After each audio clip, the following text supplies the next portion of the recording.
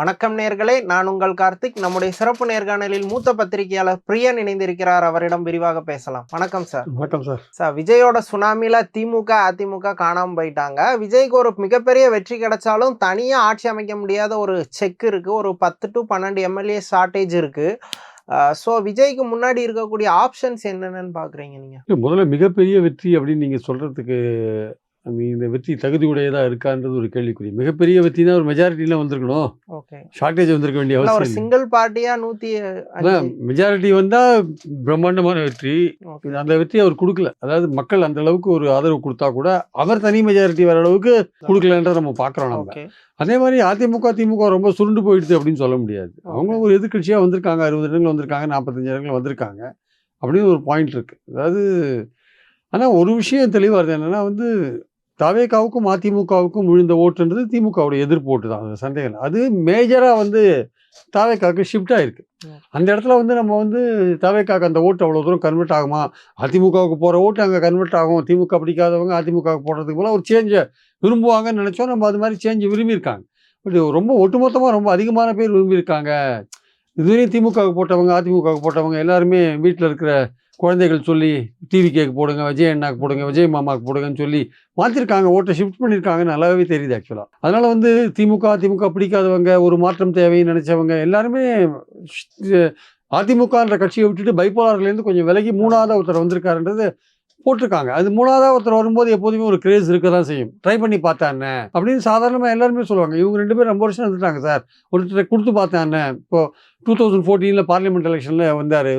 ஒரு கூட்டணி அமைஞ்சது பாஜக விஜயகாந்த் தலைமையில். அவங்களுக்கு போட்டு பார்த்தா என்னன்ற ஒரு எண்ணம் வந்தது. 18% ஓட்டு வாங்கினாங்க. 2006 விஜயகாந்த் வந்தார். அவருக்கு போட்டு பார்த்தா என்னன்னு ஒரு 8% ஓட்டு வாங்கினாரு. ஸோ அதனால் மக்கள் ஒரு சேஞ்சை ட்ரை பண்ணி பார்த்துட்டே இருப்பாங்க. அதான் இப்போ நீங்கள் சொல்கிற மாதிரி ஒரு சேஞ்சை ட்ரை பண்ணுற கூட்டம் எப்போவுமே இருக்குது. அது மேக்ஸிமம் 10 to 12 அப்படிங்கிற லெவலில் தான் இருந்துச்சு. பட் விஜய் 34% எடுத்திருக்கிறாரு. சிங்கிள் மேனா பெரிய கேண்டிடேட்ஸ்ல பெரிய பிரச்சாரம் இல்லைங்கும் போது இது விஜய் சுனாமி இல்லை விஜய் வேவும் தானே புரியுது. திமுக அதிமுக பிடிக்காதவங்க அப்படின்றது தவிர விஜயோடைய ரசிகர்கள் பெரிய கூட்டம் இருக்குல்ல, அந்த கூட்டம் ஒர்க் பண்றது இல்லை. இவர் மற்றவங்க மாதிரி அரசியல்வாதியா இல்லை. விஜய்க்கு அந்த காலத்தில் 8% விஜயோட அதிகமான செல்வாக்கு மிக்க நடிகராக இருக்காரு. இளைஞர்கள் மத்தியில் ரொம்ப செல்வாக்கு மிக்கவராக இருக்கார். அதனால இவருக்கு ஓட்டுகள் கூடுவதில் ஒன்றும் ஆச்சரியம் கிடையாது. ஸோ திமுக அதிமுக ரெண்டுத்துக்கும் மேலே உள்ள மாற்றி பார்த்தான்ற ஒன்ற எண்ணம். திமுக பிடிக்காதவங்க அவங்க ஓட்டு போட்டு, அப்புறம் ரசிகர்கள் ஓட்டு போடுறது, அப்புறம் நாம் தமிழருக்கு போட்ட இளைஞர்கள் திருப்பி ஓட்டு போடுறது. 4% குறைஞ்சி போச்சு இல்லை உங்களுக்கு. அது மாதிரி பல பேர் ஓட்டு போடுறதுனா 34% ஒரு ஓட்டை வாங்கியிருக்காரு. ஆக்சுவலாக அவர் நம்ம 25% வரையும் பவர்னு பார்த்தா 10% மேலே வாங்கியிருக்காரு. அவருக்கு அதிகமாக கொடுக்கப்பட்டது 25%. நம்ம எப்படி கணக்கு போடுறோம்? நம்ம இதுக்கு முன்னாடி திமுக அதிமுக களத்தில் இருக்குது ரொம்ப வருஷமா. அது வாங்கின ஓட்டுக்கள், அது மாதிரி விஷயங்கள்லாம் வச்சு அது வென்ற விஷயங்கள், வாங்கின சதவீத பிரச்சனைகள், அதுக்குள்ள செல்வாக்கு என்ன, அதெல்லாம் கணிச்சு நம்ம தவேகாவுக்கு டெஸ்ட் பண்ணாத ஒரு ஃபோர்ஸாக இருக்குது. அது இதுதான் வரும்னு ஒரு கணிப்பு பண்ணுறோம். நம்ம அது டெஸ்ட் பண்ணாத ஒரு விஷயம் டெஸ்ட் ஆன போது தான் அதோட வீரியம் வீச்சு நமக்கு புரியுது ஆக்சுவலாக. அப்போ நம்ம இனிமேல் தான் அந்த டேட்டாவில் நம்ம இன்க்ளூட் பண்ணுவோம். நம்ம இது மாதிரி ஒரு விஷயம் வந்திருக்கு தமிழ்நாட்டில். இது ஒரு திருப்புமுனை தான். நம்ம எதிர்பார்த்ததுக்கு மேலே ஒரு ஓட்டு வாங்கியிருக்கிறது திருப்புமுனை தான். நம்ம அதனால் இப்போ 7 விதமான கருத்து கணிப்புகள் திமுக ஆட்சிக்கு வரா மாதிரியான வாய்ப்புகள் சொன்னாங்க. அப்போ அவங்களாம் ஃபெயில் ஆனாங்க. ஒரே கருத்து கணிப்பு வரும்னு சொன்னான். அதில் சயின்டிஃபிக்காக நிறைய பிரச்சனைகள் இருந்தது அந்த கருத்து கணிப்பில். பட் அது வின் பண்ணியிருக்கு. அந்த கருத்து கணிப்பு வின் பண்ணியிருக்கு, ஓரளவுக்கு வின் பண்ணியிருக்கு. 120 வரையும் கொடுத்தாங்க, 107 வந்திருக்கு. திமுக 75ன்னு சொன்னாங்க, திமுக 60 நின்று இருக்கு. அது சரியாக வரல. அதிமுக 22 போகுனாங்க, அது 45 வந்திருக்கு. அதுலேயும் ஃபுல்லாக கரெக்டாச்சான்னு சொல்ல முடியாது. தாவேகாவை பொறுத்த மட்டும் அது கரெக்டாக இருந்திருக்குன்னு நம்ம பார்க்குறோம். நம்ம எல்லாமே அப்படி தான். இப்போ நீங்களாம் பிரிண்ட் மீடியாவில் இருந்திருக்கீங்க, நம்மளும் இருந்திருக்கோம். பல எலெக்ஷன்ஸை கவர் பண்ணுறோம், பல தொகுதியில் பார்த்து எழுதுகிறோம், எல்லாமே எழுதுகிறோம். எழுதி முடிக்கும்போது கடைசியில் இந்த தொகுதியை பொறுத்தவரை காற்று நன்றாக இரட்டையை நோக்கி வீசுகிறதுன்னு எழுதி முடிக்கிறோம் வச்சுக்கோங்களேன். அந்த தொகுதியில் டிஎம்கே ஜெயிக்குது. அப்போ நம்மளை பார்த்து, சார் நீங்கள் என்ன சார் அப்படி ஆயிட்டீங்க, டிஎம்கே தான் சார் ஜெயிச்சதுன்னு கேட்குறவங்க இருக்க தான் செய்வாங்க. ஆனால் நம்ம எழுதுறதுல உண்மையிலே பலிச்ச விஷயங்களும் இருக்கும், பலிக்காத விஷயங்களும் இருக்கும். நமக்கு அசஸ் பண்ணது எப்படின்னு பார்த்து நம்ம அதை பேசுகிறோம். நம்ம அப்போ இந்த வாட்டி நம்ம அசஸ் பண்ணதுக்கு அரித்மெட்டிக்கை தாண்டி அவர் விஜயோட செல்வாக்கு இருக்குன்றது ஒரு அன்யூஷுவல் பேட்டர்ன். அன்யூஷுவல் பேட்டர்ன் இதை நம்ம கணக்கெடுக்க முடியாது. இது ஒரு அன்யூஷுவல் பேட்டர்ன் மக்கள் நம்பி அவர் கொடுத்துருக்காங்க. அந்த அரித்மெட்டிக்குள்ள அடங்காத இருக்காரு ஆக்சுவலாக. அதனால் அரித்மெட்டிக்குள்ள அடங்காத இருக்கிறவர் இப்போ தான் ஒரு வரலாறு படைச்சிருக்காரு. இது ஒரு திருப்புமுனை. ஸோ இனிமேல் நம்ம இவரை கணிக்கணும். இவர் எப்படி அடுத்த எலெக்ஷன் இவர் எப்படி வாங்குவார், இவரோட செயல்பாடுகள் எப்படி இருக்கும், இவருக்கு என்ன எதிர்காலம் எப்படி இருக்குது, இவர் சந்திக்கிற சவால்கள் என்ன, இது மாதிரி பல விஷயங்களை தான் பேச வேண்டியிருக்கும். ஏன்னா இவருக்கு மக்கள் ஒரு மேண்டேட்டை கொடுத்துட்டாங்க. அப்போ நீங்கள் இதை கணிக்கலையா அப்படின்னு கேட்டால் நமக்கு தெரிஞ்சவரையும் வந்து நீர்பூத்த நெருப்பாக ஒரு விஷயங்கள் இருந்திருக்கு உள்ள ஆக்சுவலாக. அதாவது திமுக மேலே அவ்வளோ வெறுப்பு இருந்த மாதிரி யாரும் காமிச்ச மாதிரி நமக்கு தெரியல. அவங்களுக்கு வந்து ஓரளவுக்கு அதிருப்தி இருந்தது.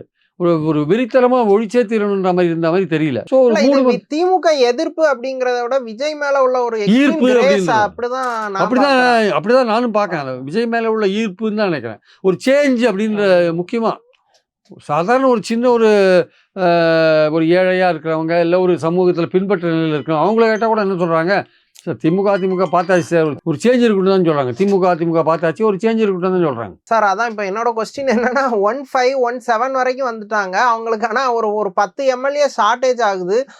அது யாரை வச்சு அவங்க ஃபுல்ஃபில் பண்ண நினைப்பாங்க? இல்லை, அவங்களுக்கு இமீடியட் ஆப்பர்ச்சுனிட்டி காங்கிரஸ் தான் இமீடியட்டாக அவங்களுக்கு. ஏன்னா பாஜக ஒரு இடம் தான் இருக்குது, இவங்க 45 இடம் இருக்குது. எதிர்த்து போட்டி போட்டவங்க இவங்களுடைய ஆதரவை அவர் எதிர்பார்த்து காத்துட்டு இருக்க மாட்டார் விஜய். அதிமுக ஆதரவை எதிர்பார்க்க மாட்டார். அதிமுகவை பொறுத்த மட்டும் அவர் மற்றும் பலர் தான் அவர் ஒதுக்கி தள்ளுறாரு ஆக்சுவலா. அதனால அவர் பெரும்பாலும் காங்கிரஸ் அல்லது ஒரு 5 சீட்ஸ் இருக்கு. விசிக கம்யூனிஸ்ட் பார்ட்டி 2 கம்யூனிஸ்ட் எல்லாம் வெளியில இருந்து ஆதரிப்பாங்களே தவிர அதிகாரத்துக்குள்ள போக மாட்டாங்க. இல்ல அந்த வெளிய இருந்து ஆதரவு கிடைப்பாங்க. விடுதலை சிறுத்தைகள் கொடுப்பாங்க, தேமுதிக கொடுக்கும், காங்கிரஸ் கொடுக்கும், அந்த சைடுல பிஎம்கே கொடுக்கறதுக்கான வாய்ப்புகள் இருக்கு. அதனால அதெல்லாம் நம்ம வந்து ரூல் அவுட் பண்ண முடியாது. ஓகே, ஏன்னா பிஎம்கே இருக்க அலைன்ஸ்ல வந்து விசிகே வரவே மாட்டேன்னு சொல்லி இது பண்றாங்க. பட் ஆனா இப்ப காங்கிரஸ், விசிகே, கம்யூனிஸ்ட் பார்ட்டிஸ் அவ்வளவும் டிவிகே நோக்கி போகும்போது டிஎம்கேவோட கேம்பே கலகலத்து போற ஃபீல் தான். கண்டிப்பா கலகலத்து போகும். ஓகே, திமுகவுக்கு ஒரு சவால் தான் அது. இப்ப அடுத்த 5 வருஷம் வந்து உதயநிதிக்கு வந்து கட்சியை வளர்க்கறதுக்கான கட்சியில் அவர் ஸ்டாலின் எவ்வளவு பாடுபட்டு வளர்த்தாரோ அந்த மாதிரி ஒரு வளர்க்க வேண்டிய அவசியம் வந்திருக்கு ஆக்சுவலா. திருப்பி இழந்த செல்வாக்கை மீட்டு எடுக்கணும்ல. இவர் அரசியல நிக்கணும்னா, இவர் அடுத்தது அந்த பார்ட்டியை லீட் பண்ணணும் அப்படின்னா இவர் வந்து கட்சியை மீட்டெடுக்க வேண்டிய அவசியம் இருக்குல்ல. இனிமே யார் இருப்பாங்க யார் போவாங்கலாம் வந்து அடுத்த 29 எலெக்ஷன் தான் இனிமே. இப்போ அவங்க போனாங்க, அங்க போய் இருக்காங்க. காங்கிரஸ் கண்டிப்பா போறதுக்கான வாய்ப்புகள் இருக்கு. இன்னைக்கு வந்து காங்கிரஸ் ஆல்ரெடி சிக்னல் கொடுத்தாச்சு. ராகுல் காந்தி விஜய்க்கு வாழ்த்து தெரிவிச்சதை ட்வீட் போட்டு அதை பின்ட ட்வீட்டாலாம் அவர் போட்டு வச்சிருக்கிறாரு. அந்த ட்வீட்லயே ஒரு விஷமத்தனம் பண்ணியிருக்காரு. காங்கிரஸ்காரங்க வாழ்த்து சொல்லியிருக்காரு. உழைச்ச காங்கிரஸ்காரங்களாம் வாழ்த்து எதுக்காக உழைச்சாங்க? மேல விஜய்க்கு வாழ்த்து சொல்லிட்டு காங்கிரஸ்காரங்க உழைச்சாங்கன்னா காங்கிரஸ்காரங்க விஜய்க்கு உழைச்சாங்களா? யாருக்கு உழைச்சாங்க காங்கிரஸ்காரங்க? ராகுல் காந்தியா இவ்வளவு ராகுல் காந்தி அவர் சுட்டு போறாருல, மேல வந்து விஜய்க்கு வாழ்த்து, கீழே வந்து உழைச்ச காங்கிரஸ்காரங்களுக்கு வாழ்த்து அப்படின்னு போட்டா உழைச்ச யாருக்கு உழைச்சாங்க? விஜய்க்காக உழைச்சாங்களா அவங்க? அது விஜய் சொன்னது கடைசி ப்ரூவ். விஜய்க்கு வாழ்த்து சொல்லிட்டு கடைசியில காங்கிரஸுக்கு தொண்டர்களுக்கு நன்றி சொன்னீங்கன்னா என்ன அர்த்தம்? அப்ப விஜய்க்காக பாடுபட்டாங்களா காங்கிரஸ்காரங்க? இது வந்து ராகுல் காந்தியோட பாலிடிக்ஸ் சரியில்லை. இது வந்து ஸ்டாலின் எப்படி எடுத்துக்கிறாரு தெரியும். இன்னைக்கு அவங்க காங்கிரஸ் அனைத்து அவர் கட்சி கூட்டத்தை கூட்டிருக்காரு, கூட்டணி கட்சிகள் கூட்டத்தை. அதை காங்கிரஸ் கலந்துக்குதாருன்ற கேள்விக்குறி. கலந்துக்குதான் என்னன்னு பொறுத்து இருந்து பார்க்கணும். என்ன அப்ப என்ன உங்க கணிப்பு என்ன? நீங்க எதுக்கு விஜய்க்கு வாழ்த்து சொல்ற அந்த ட்வீட்ல எதுக்கு காங்கிரஸ் தொண்டர்களுக்கு நன்றி சொல்றீங்க? உழைச்சதுக்காக நீங்க வந்து உடைச்சதுக்கு யாரு தனியா நீங்க ஒரு போட்டுக்கலாம். மதச்சார்பற்ற கூட்டணிக்கு நீங்க எல்லாரும் இன்க்ளூட் பண்ணி டிஎம்கேல இருந்து அது நீங்க தனி ட்விட்டர்ல போடணும். தனி ட்விட்டர்ல போடணும். நீங்க இது போட்ட ட்வீட் வந்து விஜய்க்கு சொன்ன வாழ்த்தோட சேர்த்து போட்டீங்கன்னா என்ன அர்த்தம்? அது வந்து கொஞ்சம் கூட சரியில்லையே.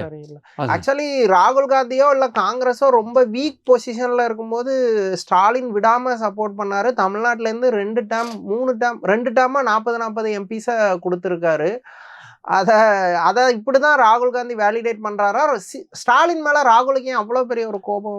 இல்ல கோபம்ன்றது கிடையாது சார். அவங்க கேட்ட சீட்டை கொடுக்கல, 35 சீட்டு அதிகாரத்தில் பங்கு, அதெல்லாம் முதலே ஒத்துக்கணும்னு பார்த்தாங்க. அது டிஎம்கே முடியாதுன்ட்டாங்க. 35 சீட் கொடுத்துருந்தா ஒரு சந்தோஷமா இருந்திருப்பாரு. அது கொடுக்கல. அதிகாரத்தில் பங்குன்றது ஒத்துக்க சொன்னாங்க, அது ஒத்துக்க முடியாதுட்டாரு. அதெல்லாம் ஒத்துக்கிறது அதுக்கான வாய்ப்பே கிடையாதுன்ட்டாரு. கடைசியில் சோனியா காந்தி அப்புறம் உள்ள நுழைஞ்சு 3 சீட்டை சேர்த்து கொடுத்து இது பண்ணாங்க. அதான் பாயிண்ட்டு. இல்லை, அதாவது வந்து இன்னைக்கு வந்து அந்த கூட்டம் நடக்குது, திமுக கூட்டம் நடக்குது, கூட்டணி கட்சிகளோட கூட்டம். அதில் வந்து காங்கிரஸ் கலந்துப்பாங்களா இல்லைன்னு சொல்ல முடியாது. அவங்க தாவேகா சைடு நோக்கி போறதுன்னா ராகுல் காந்தி ட்விட்டர் பார்த்தா அப்படிதான் தெரியுது. அவங்க கிளியரா சிக்னல் கொடுத்துட்டாங்க, நாங்க டிவிகே பக்கம் போறோம் அப்படின்னு. விஜய்க்கு வாழ்த்து சொல்லிட்டு கீழே உழைச்ச காங்கிரஸ்காரர்களுக்கு பாராட்டுன்னா யாருக்கு உழைச்சாங்க? காங்கிரஸோட இது காங்கிரஸ் நடந்துக்கிற முறை சரியில்லை. ரூட்டை மாற்ற ராகுல் இருக்கார்ல, அது வந்து சரியான அணுகுமுறையா தெரியல. அவர் வந்து இனிமே தமிழ்நாடு பாலிடிக்ஸில் திமுக வேண்டாம், நமக்கு தாவேகா போறன்னு அவர் நினைக்கிறார். ஆனால் தாவேகா வந்து காங்கிரஸை சேர்த்தாங்கன்னா பாஜக கடுமே ஆயிடுவாங்க, வெறுப்பாயிடுவாங்க. ஃபண்ட்ஸ் எல்லாம் கிடைக்காதீங்க. ஓகே, விஜய் எப்படியாவது இது பண்ணலாம். ஆமாம், விஜய் காங்கிரஸோட சேராத இருந்தாங்கன்னா ஓரளவுக்கு சப்போர்ட் இல்லை, எதிர்க்காம இருப்பாங்க, பிரச்சனை பண்ணாமல் இருப்பாங்க. காங்கிரஸோட சேர்ந்து கூட்டணி வச்சாங்கன்னா அங்கே மேலேருந்து ஃபண்ட்ஸ் சரியா கிடைக்காது. ஏன்னா இங்கே காங்கிரஸ் வளரணும்ல, அது பிஜேபி எப்படி விரும்பாது இல்லை, அதனால அங்கே ஃபண்ட்ஸ் எல்லாம் கிடைக்காது. அது எப்படி விஜய் எப்படி டீல் பண்ண போறாரு தெரியல. அந்த பாயிண்ட்ல வந்து விஜய் காங்கிரஸை ஏற்றுப்பாரான்னு எனக்கு டவுட்டா இருக்கு. அதுல ஒரு பாயிண்ட் இருக்கு. வெளியிலேருந்து ஆதரிங்கன்னு சொல்லுவாரு, வெளியிலேருந்து ஆதரிங்க, நீங்க உள்ள சப்போர்ட் பண்ணாதீங்க, வெளியிலேருந்து ஆதரிங்கன்னு சொல்லுவாரு. அது எப்படி பண்ண போறாங்க? வெளியிலேருந்து ஆதரிச்சிங்கன்னா அந்த கவர்மெண்டோட நல்லது கெட்டத்துல உங்க பேர்ல தான் வரும், அந்த கவர்மெண்டோட கெட்ட பேர் உங்களுக்கு சேர்த்து எடுக்கணும். அதனால அதிமுகவும் ஆதரிக்கிறது யோசிப்பாங்க, ஏன்னா அந்த கவர்மெண்டோட கெட்ட பேர் வரும். ஏன்னா நீங்க ஏகப்பட்ட வாக்குறுதி கொடுத்து வச்சிருக்கீங்க, இது நிறைவேற்றுறதால ரொம்ப கஷ்டம். ஒரு மேரேஜில் 8 சவரன் நகை கொடுக்கறது ரொம்ப கஷ்டம். தமிழ்நாடு முழுக்க பெண்களுக்கு இலவச பஸ் பயணம்னு சொல்றீங்க, அதெல்லாம் டிரான்ஸ்போர்ட்டுக்கு ரொம்ப 200 யூனிட் இலவசம் சொல்றீங்க, அதெல்லாம் இப்போ சாதாரண விஷயம் இல்லை. பிறந்த குழந்தைகளுக்கு மோதிரம் சொல்றீங்க, வேலையில்லா பட்டதாரிகளுக்கு 4000 ரூபாய் சொல்றீங்க, இதெல்லாம் சாதாரண விஷயம் கிடையாது இல்லை. ஸோ இதெல்லாம் வந்து அவருக்கு எவ்வளோ தூரம் சிக்கலை உண்டாக்குன்றது. 6 சிலிண்டர் ஒரு வருஷத்துக்கு முடியுமா? இன்னைக்கு என்ன பிரச்சனை? சிலிண்டர் பிரச்சனை எப்படி முடியும் உங்களால்? 6 சிலிண்டர், ஒரு சிலிண்டர் விலை 6000 ரூபாய் வச்சுக்கோங்க. அந்த 6000 ரூபாய் ஒரு வீட்டுக்கு 2 கோடி கார்டு இருக்கு, 2 கோடி கார்டுக்கு 6000 ரூபாய் கால்குலேட் பண்ணுங்க. அந்த பணத்தை நீங்கள் சென்ட்ரல் கவர்மெண்ட்டில் கொடுத்தாதான் உங்களுக்கு சிலிண்டர் தருவாங்க. ஸ்டேட் கவர்மெண்ட் கட்ட வேண்டியிருக்கும். எங்கேருந்து போவீங்க ஃபண்ட்ஸு? ஸோ இதெல்லாம் வந்து பிரச்சனை. அவங்க நிறைய சந்திக்க வேண்டிய சவால் இருக்கு. நிர்வாகத்திலேயும் அனுபவம் கிடையாது, இனிமேல் தான் அனுபவத்தை பெற வேண்டியிருக்கு. மக்கள் ஒரு நம்பிக்கையில ஓட்டு போட்டிருக்காங்க சார். இனிமேல் கேள்வி கேட்க ஆரம்பிச்சிருவாங்க. ஆமா, அவனுக்கு 2500 ரூபாய் மாசம் வேற கொடுக்கணும் பெண்களுக்கு. எங்கேருந்து போவீங்க ஃபண்ட்ஸு? சார், இப்போ எம்எல்ஏக்கள் கூட்டத்தை விஜய் நடத்தியிருக்காரு. அதில் அப்கோர்ஸ் அவரை சட்டமன்ற குழு தலைவராக தேர்ந்தெடுப்பாங்க. அப்பார்ட் ஃப்ரம் இப்போ விஜய் கேம்ப்ல இருக்க எல்லாருமே மோஸ்ட் ஆஃப் தம் ஒரு இன்எக்ஸ்பீரியன்ஸ் தான். ஸோ அவங்களுக்கு வந்து கண்டிப்பாக காங்கிரஸோ இல்லை கம்யூனிஸ்ட் பார்ட்டி, விசிகே மாதிரியான ஒரு எக்ஸ்பீரியன்ஸ் உள்ள சப்போர்ட் தேவைப்படுமா? கண்டிப்பா தேவைப்படும் சார். இந்த சைடுல வந்து பாஜக ஒரு இடம் தான் வாங்கியிருக்காங்க, 4 இடம் பாமக வாங்கியிருக்காங்க. ஆனா பாமக வந்து அதிமுக கூட்டணியில ராஜ்யசபா வாங்கியிருக்காங்க. இப்போ இந்த சைடுல தேமுதிக வந்து ராஜ்யசபா வாங்கியிருக்கு திமுக. இதெல்லாம் வாங்கிட்டு அங்கேயும் போய் விஜய் டீம் போய் துண்டு போட முடியுமான்னு தெரியல. பாமகவும் இன்னும் டிஎம்டிகேக்கு ஒரு எம்எல்ஏஸ் தான் இருக்கு, ஒரு எம்எல்ஏ தான். அது ஒரு எம்எல்ஏ பிரேமலதா காந்த ஒரு எம்எல்ஏ போருமே. அதான் அது தம்பி வந்து திமுக தயவுல ராஜ்யசபா. இது வந்து தாவேக்கா எழுத்து போட்டி போட்ட தாவேக்காட்ட போச்சுன்னா, எடுத்த உடனே போச்சுன்னா ரொம்ப வெளியிலிருந்து ஆதரவு அப்படின்ற நிலைப்பாடை முதலேருந்து எடுப்பாங்கன்னு நினைக்கிறேன். வெளியிலிருந்து ஆதரவுன்ற நிலைப்பாடு எடுத்துட்டாங்கன்னா அதுக்கப்புறம் கொஞ்ச நாள் போக போக இந்த கவர்மெண்ட் எப்படி ஃபங்க்ஷன் பண்ணுதுன்னு பார்த்து சேரலாமா வேண்டாமா டிசைட் பண்ணிப்பாங்க. வெளியில் நம்பிக்கை தீர்மானம் வரும்போது ஆதரவு, ஒரு நிலையான கவர்மெண்ட் வேணும், மறுபடியும் இன்னொரு எலெக்ஷன் வந்தால் சரியாக வராது அப்படின்ற அடிப்படையில் சரி ஒரு ஸ்டெபிலிட்டி வேணுன்றதுக்காக ஆதரிக்கிறதுக்கான வாய்ப்புகள் இருக்கிறத நான் பார்க்குறேன். ஆதரிக்கிறதுக்கான வாய்ப்புகள் அது வந்து 118 தொடரா மாதிரி. ஆனால் அது வந்து தவேகாவுக்கு வந்து ஒரு சிக்கலான விஷயம் தான், ஒரு ப்ரெஷர்லேயே இருக்கிற மாதிரி தான் இருக்கும். அதான் என்னோட கொஸ்டின். ஆக்சுவலி ஒரு லாஸ்ட் 50 to 70 இயர்ஸாக வந்து தமிழ்நாடு வந்து ஹங் அசம்பிளிங்கிற ஒரு சுச்சுவேஷனை ஃபேஸ் பண்ணதே இல்லை. பக்கத்து ஃபேஸ் பண்ணியும் வந்து தினமா இருந்திருக்கு கவர்மெண்ட்டாக இருந்து. அது வந்து ஒரு சாலிட் சப்போர்ட் கூட்டணி கட்சிகளே கொடுத்தாங்க. இந்த மாதிரி ஒரு வெளியே இருந்து வந்து சப்போர்ட் வாங்க வேண்டிய ஒரு சூழல் வந்து வந்ததில்லை. அண்டு மற்ற மாநிலங்கள் மாதிரி 5 வருஷத்துக்கு முன்னாடியே ஆட்சி கவிழக்கூடிய ஒரு சூழலும் இங்கே இருந்ததில்லை. இப்போ தாவேக்காவுக்கு அந்த ப்ரெஷர் இருக்குதா? தாவேக்காவுக்கு கண்டிப்பாக அந்த ப்ரெஷர் இருக்குது சார். அது அசம்பிளியில் ஒவ்வொரு கட்டத்திலும் நீங்கள் உணர்வீங்க, மசோதா பாஸ் பண்ணும்போதெல்லாம் உணர்வீங்க. ஏன்னா நம்பர்ஸை சேர்க்கணும் இல்லை நீங்கள்.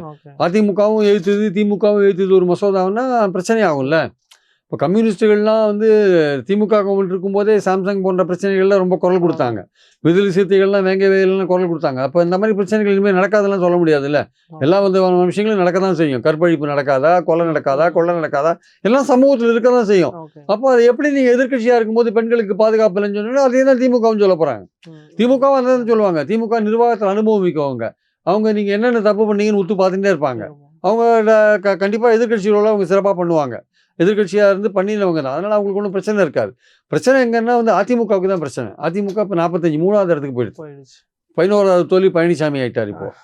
இப்போ அவருடைய இது எனக்கு இன்னொரு டவுட் என்னென்னா, அவர் கட்சியிலேருந்து ஒரு 20 பேரை வந்து தாவேக்கா உருவிட்டான்னு என்ன பண்ணுறது தான் பாயிண்ட். செங்கோட்டையன்லாம் ஒர்க் பண்ணி இப்போ ஒரு 20 எம்எல்ஏஸ் மொத்தமா வராங்கன்னா அது கட்சி தகவல் தடை சட்டம் அந்த மாதிரி அது 2/3 அந்த மாதிரி போச்சுன்னா ஒன்றும் ஆகாது சார். இப்போ 7 ராஜ்யசபா எம்பி போனாங்கல்ல ஆம் ஆத்மி, 2/3 போனாங்கன்னு சொல்லிட்டாங்கல்ல. 2/3 போனா அது கட்சியே மெர்ஜார மாதிரி ஆகிடும். அது மாதிரி இவங்ககிட்ட 47 வந்து 2/3 இழுத்தான்னு என்ன பண்றது? இழுத்தானா பழனிசாமி தலைமையில இனிமேல் ஒன்றும் வேல்யூ கிடையாதுப்பா, அங்கே இருக்கிற அர்த்தம் கிடையாது. அதனால நம்ம தாவேக்காவுக்கு போகலாம், தாவேக்காவுக்கு போனால் மந்திரி பதவியாவது கிடைக்குன்னு போனோம்னா அதுவும் அந்த கவர்மெண்ட் ஸ்டெபிலைஸ் ஆகும் அப்படின்னு நினைச்சு தாவேக்காவுக்கு அப்படியே 2/3 போனான்னா போக மாட்டான். உறுதியா சொல்ல முடியாது. இதெல்லாம் வந்து பாலிடிக்ஸ்ல வந்து எல்லாமே வந்து தாவேக்கா கட்சியே கட்சிமாரிகளின் கூடாரமா தானே இருக்கு. கிட்டத்தட்ட இருக்கிறது ஃபுல்லா கட்சிமாரிகளின் கூடாரம் தான் தாவேக்கா. எல்லாமே ஒரிஜினல் ரசிகர்களா? 3 கட்சியில சேர்ந்து 3 மணி நேரத்துல சீட்டு வாங்கினாரு திருநெல்வேலி முருகன், இப்ப வின் பண்ணிருக்காரு. விஎஸ் பாபுவே கடைசி நேரத்துல சேர்ந்தாரு. நீங்க ஒரு ஸ்டாலினை தோக்கடிச்சிட்டாரு. அதாவது யாராவது எதிர்பார்த்தாங்களா? அன்னைக்கு பர்கூர்ல வந்து ஜெயலலிதா தோத்த மாதிரி ஆயிடுச்சு. ஆக்சுவலா வந்து சுகமான திட்ட ஜெயலலிதா தோத்த மாதிரி ஆயிடுச்சு. சீனிவாசன் காமராஜர் தோக்கடிச்ச மாதிரி ஆயிடுச்சு. இவ்வளவு காரியம் பண்ணி கூட நான் அந்த ஸ்டேச்சருக்காக சொல்லலை, முதல்வராக இருந்தவர் தோக்கடிக்கிறது, ஜெயலலிதாவை தோக்கடிச்ச விஷயம்லாம் பார்த்தோம் நம்ம. அது கூட ஒரு பெரிய எதிர்ப்பு இருந்த ஒரு சூழல். இப்போ எதிர்ப்பே இல்ல. எனக்கு பெரிய ஷாக்கிங் திமுக இப்போ சென்னை சோன்ல 36ல 2 தான் ஜெயிச்சிருக்காங்க. ஓகே, அது கூட பிரச்சனை இல்லை. ஸ்டாலின் தொகுதியை எப்படி இவ்வளவு லத்தாஜிக்கா எடுத்துக்கிட்டு ஸ்டாலினை தோக்குற அளவுக்கு விட்டாங்க? எங்க தோத்ததான் நினைக்கிறேன். இல்ல அது அந்த சுனாமி அடிச்சிருக்கு. சென்னையில வந்து தாவேக்காவுக்கும் திமுகவுக்கும் போட்டின்றது தேர்தலுக்கு முன்னாடி 1 வாரத்துக்கு முன்னாடியிலேருந்தே பேசப்பட்ட ஒரு பேச்சா இருந்தது. அந்த பேச்சு வந்து ஸ்ட்ராங்கா அது வாய் மூலமாவே இது பரவி இருக்கு சார். அது சோசியல் மீடியால முதல்ல வந்து, அப்புறம் விஜய்னு வந்து அது எல்லாருக்குமே விஜய்னு ஒரு ஸ்ப்ரெட் ஆயிடுச்சு. ஆக்சுவலா இவரும் பிரச்சாரத்துக்கு போல, இவரும் பல இடங்களுக்கு போல, ஆனாலும் மெசேஜ் போயிருக்கு எல்லா இடத்துலயும். மக்களே முடிவு விஜய் கேண்டிடேட் முடிவு பண்ணிட்டான். விஜய் ஆல் கேண்டிடேட் இல்ல, விஜய் தான் கேண்டிடேட் முடிவு பண்ணிட்டான். 234 தொகுதியிலும் அவர் தான் நிக்கிறதா விஜய் சொன்ன மாதிரி 234 நான் தான் அவர் தான் வெற்றி சார். இதுல வேற கேண்டிடேட்டுக்கு எல்லாம் பெரிய வேலை கிடையாது. ஏன்னா அங்க இருக்கிற ஏஜென்ட்டுக்கே யார் கேண்டிடேட்னு தெரியல. அவனே போர்டை பார்த்து தான் எழுதிக்கிறான். அவன் ஸ்லிப்ல போர்டை பார்த்தா யார் கேண்டிடேட் பார்த்தா அவனுக்கே தெரியல. எல்லாமே விஜய் ரசிகர் மக்கள் வாலண்டியரா போட்டிருக்காங்க. வீட்டில் இருக்கிற குழந்தைங்க எல்லாம் விஜய் மாமாக்க போடு, விஜய் அண்ணாக்க போடுன்னு வற்புறுத்தல பெரியவங்களும் போட்டாங்க. அதோட விளைவு தான் அது. இல்லாட்டி இவ்வளவு தூரம் வந்திருக்காது. இருந்தாலுமே வந்து 1,84,00,000 ஓட்டு திமுக வாங்கியிருக்கு. அதோட 17,00,000 ஓட்டு தான் அதிகமா வாங்கியிருக்காங்க தாவேக்கா. திமுக கூட்டணி தான் அவ்வளவு வாங்கியிருக்கு. திமுகவோட இண்டிவிஜுவல் ஓட்டுக்கும் டிவிகே இண்டிவிஜுவல் ஓட்டுக்கும் பார்த்தா 10% டிஃபரன்ஸ். ஆமா, 26 30 24 34 இருக்கு. 24 34 இருக்கு. 10% அது ஒரு பெரிய கேப் தானே சார். அதான் கண்டிப்பா திமுக அது தனிப்பட்ட முறையில பார்த்தா 25 26 அந்த ரேஞ்சில தான் போயிட்டு இருக்கு ஆக்சுவலா. அதனால வந்து அதுல ஒன்றும் பெரிய. ஆனா ஐ திங்க் சாலிடா 30 கிட்ட இருந்தாங்கன்னு நினைக்கிறேன். டிஎம்கேவோட கோர் ஓட்டு ஒரு 6% டிவிகே 31 வரையும் இருந்தாங்க. அதான் இப்போ ஏன்னா பிஃபோர் ஜெயலலிதா ஈரால வேற, ஆஃப்டர் ஜெயலலிதா 16லயே அவங்க 31 வரையும் போனாங்கன்னு நினைக்கிறேன். அதுக்கப்புறம் சேர்த்து 38 வந்தாங்க அவங்க. அதனால திமுகவோட கோர் ஓட் பேங்க் போயிருக்கு சார். கிறிஸ்டியன்ஸ் ஓட்டு முழுக்க போயிருக்கு. கிறிஸ்டியன்ஸ் இந்த வாட்டி முழுக்க போட்டாங்க. நான் நினைச்சேன் பார்ஷியலா போட்டிருப்பாங்கன்ட்டு. ஒரு ஃபாதர் கூட என்கிட்ட சொன்னாரு, உங்க கூட சொன்னேன் நான், 40-50% போயிருக்குன்னு சொன்னாரு. ஆனா மாறாக ஃபுல்லாவே போயிருக்கு. மிஷனரிஸ் எல்லாருமே ஒர்க் பண்ணியிருக்காங்க. ஜோசப் விஜய் சீஃப் மினிஸ்டரா வரணும், தமிழ்நாட்டில் ஒரு கிறிஸ்துவர் சீஃப் மினிஸ்டரா வரணும்னு காத்தடிக்கும் போது சரி காத்து ஃபேவரபுளா அடிக்குது, நம்மளும் கொஞ்சம் தூக்கி விடலாம்னு முடிவு பண்ணிட்டாங்க. சரி தூக்கி விட்டா ஒரு கிறிஸ்டியன் முதல்வர் அவர். அவன் கிறிஸ்டியனா இருக்கானா இல்லையான்றது அடுத்த கட்டம். அவங்க திருச்செந்தூர்ல வேலை தூக்கலாம் போயிட்டு, அதனால அவன் உண்மையான கிறிஸ்டியனா இல்லையா நமக்கு தெரியாது. சர்ச்சுக்கு போய் எனக்கு தெரிஞ்சு நான் பார்த்ததே இல்லை. இந்த எலெக்ஷன் டைம்ல மட்டும்தான் அங்க முட்டிக்கால் போட்டாரு திருச்சியில போயிட்டு. அதுக்கு முன்னாடி ரஜினியோ அஜித்தோ கோயிலுக்கு போன போட்டோஸ் நம்ம பார்த்திருக்கோம். விஜய் வந்து கோயிலுக்கோ சர்ச்சுக்கோ போய் ஒரு போட்டோஸ் கூட பார்த்தது இல்லை. ஆனா மக்கள் அப்படியே மைண்டா பிளாண்டா நம்ப ஆரம்பிச்சிட்டாங்க. திமுகவுக்கு மாற்றா ஒருத்தன் வந்திருக்கான், பெரிய ஆளா இருக்கான், பெரிய ஆக்டரா இருக்கான், ஒரு சேஞ்சு கொடுக்கலாமே, கொடுத்து பார்க்கலாமே அப்படின்னு ஏழையிலேருந்து பணக்காரன் வரையும் முடிவு பண்ணிட்டான் சார். அவங்களுக்கு திமுக மேல ஒரு வெறுப்பு வந்திருக்கு. ஸ்டாலின் மேல இருக்கிற வெறுப்போட கீழே இருக்கிற கட்சி, திமுக கட்சி, அந்த கட்சியில் இருக்கிற மந்திரிகள், கீழே அந்த கட்சிக்காரங்க இதெல்லாம் வந்து அவங்களுக்கு ஒரு பெரிய ஒரு இதா இருந்திருக்கு. சரி மாத்தி திமுகவும் அப்படிதான் இருக்கு, அதிமுகவும் அப்படிதான் இருக்கு. 2 பேரும் மேலேயும் ஊழல் குற்றச்சாட்டுகள் இருக்கு. அதெல்லாம் மாற்றி பார்த்தா என்ன அப்படின்னு ஸ்டாலின் என்ன நினச்சிட்டாரு, எல்லாமே ஆல் இஸ் வெல்லுன்னு நினச்சிட்டாரு. அவரோட பார்வையிலேருந்து எல்லாமே நல்லா இருக்குது, பிரமாதமாக இருக்குன்னு அவர் நினச்சிட்டார். அவர் கீழே மக்கள்கிட்ட போகிறாரு, பேசுகிறாரு, எல்லாம் கரெக்டு. அவர் கட்சிக்காரங்கிட்டேருந்து சரியான ஃபீலிங்ஸ் வந்தது, சரியான ஃபீட்பேக் வந்ததா, இல்லை மக்கள்கிட்டேருந்து சரியான ஃபீட்பேக். அவரோட ஹார்ட் ஒர்க் பிரமாதமாக இருந்தது. அவருடைய ஹார்ட் ஒர்க்கு, ஈவன் பழனிசாமி கூட நல்லா ஹார்ட் ஒர்க் பண்ணார். ஆனால் அந்த பலன் இல்லை. ஓகே சார், தமிழ்நாடு அரசியல் குறித்து பல விஷயங்களை விரிவாக பேசுனீங்க, ரொம்ப நன்றி. தேங்க்யூ.